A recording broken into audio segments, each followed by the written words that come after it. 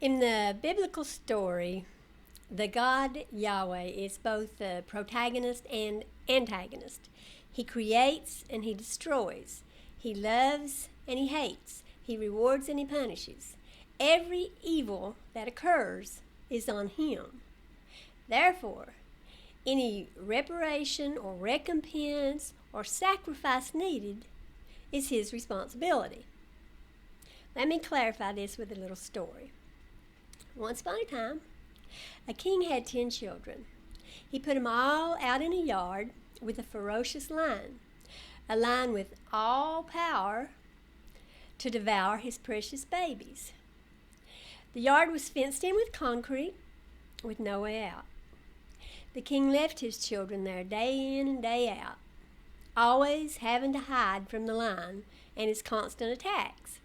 The king demanded that the children not be eaten by the lion or even mangled, under penalty of death inflicted by him himself.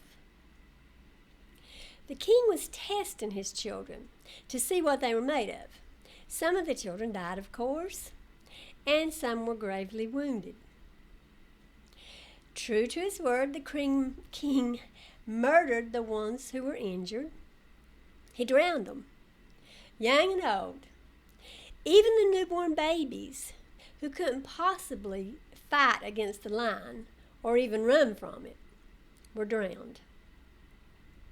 The king had more children. These he placed in the middle of a busy highway. Now, he warned them to watch for speeding cars that could easily destroy them.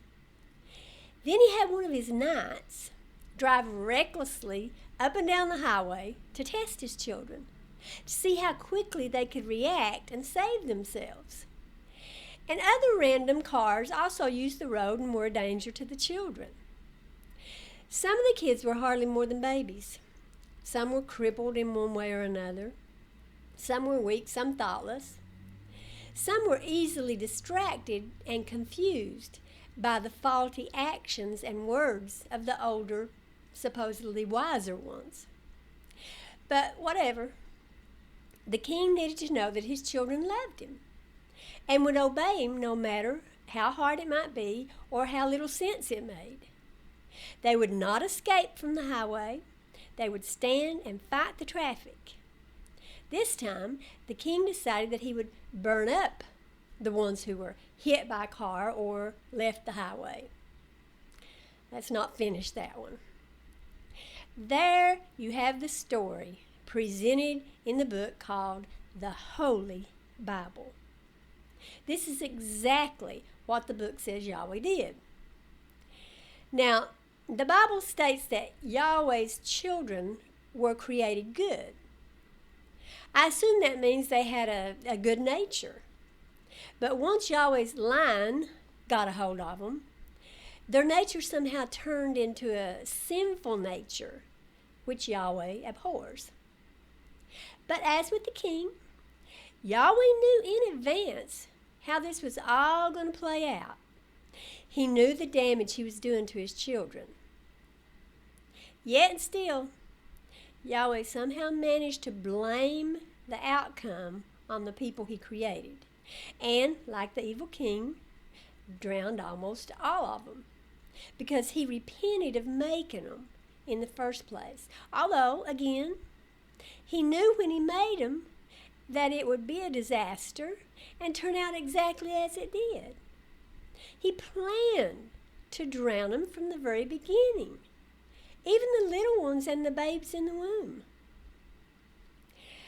Why make the tree of knowledge of good and evil if Yahweh didn't want Adam and Eve to eat? Why put your kids in a yard with a lion if you don't want them to be eaten or mangled? Why throw your own children out onto the highway if you don't want them run over? Evil gods and kings do whatever they want and then blame others when it all goes to pot. Unfortunately for Yahweh, his own words condemn his actions here. He said himself that if a man digs a pit and doesn't cover it and an animal falls in, the owner of the pit is accountable to buy back or redeem the animal. Well, Yahweh dug a pit, and he put no cover on it, thus allowing the lion or serpent to get in. And he knew that is exactly what would happen.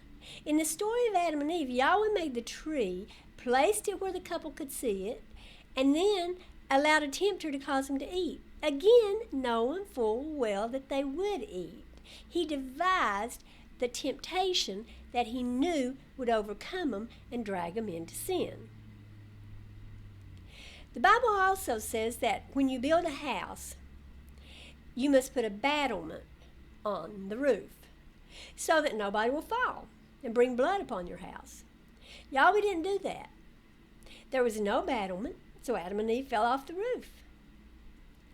The Bible further declares that if a man has an ox that has a tendency to push with its horns, then the ox's owner is to be put to death if the ox kills someone. Satan was certainly wont to push with his horns, as the KJV puts it, and Yahweh was well aware of that fact.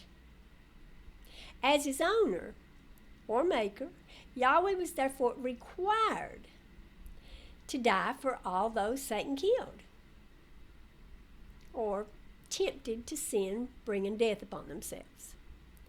Now, some will say that there is no Satan, but that we sin when we're drawn away of our own lusts. They believe that Satan is simply our depraved character, our depraved nature. But if that's the case, then we weren't made good in the first place. Yahweh created us with a sinful nature. No matter how we view this story, the fault lies at the feet of Yahweh. Therefore, if the Bible has any merit at all, Yahweh is both the perpetrator and the responsible redeemer. So, if he sent his son as a scapegoat to die to correct it, well, good on him. He was just doing his duty to his creatures, to rescue them from the pit that he dug and the faulty house that he built. Yahweh's scapegoat salvation was his duty. He was obeying his own law. Despite what Yahweh would try to convince us to believe, we're not guilty of anything. And honestly, I put our character up against the evil character of Yahweh any day of the week and twice on Sunday. I am completely confident that the story of Yahweh was written by humans, just like my story of the evil king. As someone has said, rather than starting within the beginning, Yahweh's story, like that of the king, should begin with once upon a time. And, as it does, it should end with the righteous death of the villain, Yahweh. It's a cool little story, and even if it were real, we're not the villain. We're the damsel in distress. And we've been rescued, so now we can live happily ever after. No worries. Bye.